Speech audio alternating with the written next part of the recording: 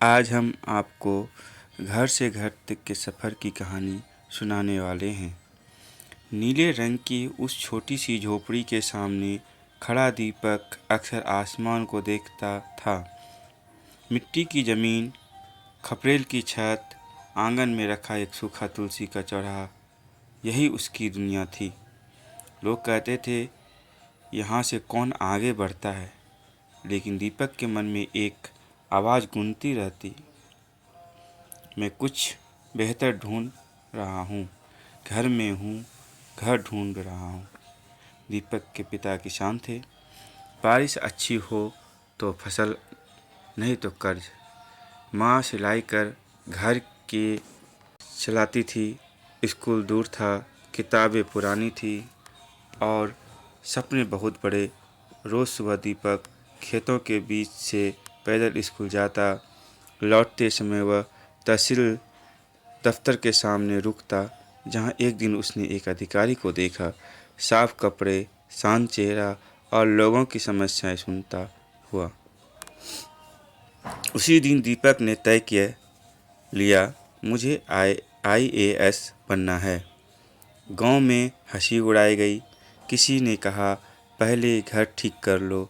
किसी ने कहा, यह नौकरी शहर वालों के लिए है। लेकिन दीपक के मन में उसने मोबाइल पर फ्री लेक्चर देखे, पुरानी किताबें जुटाई और रातें रात लालटेन की रोशनी में पढ़ता रहा। कई बार बिजली नहीं होती, कई बार पेट खाली होता, लेकिन पर इरादा बेटा रहता। हारने से सपना छोटा नहीं होता, असफल। दूसरी बार और मेहनत की, फिर असफल। उस रात दीपक आंगन में बैठा रहा, वही नीली दीवारें, वही खपरेल।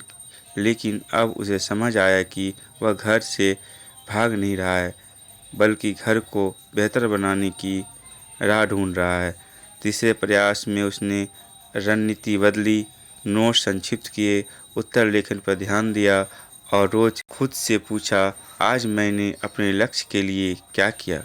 परिणाम आया, दीपक चयनित हुआ। गांव में ढोल बजे, वहीं लोग जो हंसते थे आज गर्व से उनका नाम लेते थे। कुछ साल बाद दीपक उसी जिले का कलेक्टर बनकर लौटा। वह उसी आंगन में खड़ा था। अब भी नीली दीवारें थी, पर नज़रें बदल चुकी थी। उसने पानी, स्कूल, सड़क और योजनाएं शुरू की। लोग कहते, अधिकारी हो तो ऐसा।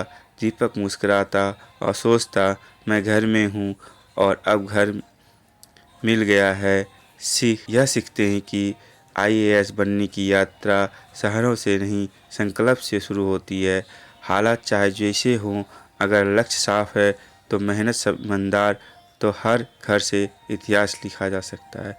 धन्यवाद। आपसे अनुरोध करते हैं कि आप मेरे चैनल को लाइक करें, सब्सक्राइब करें और शेयर करें। धन्यवाद।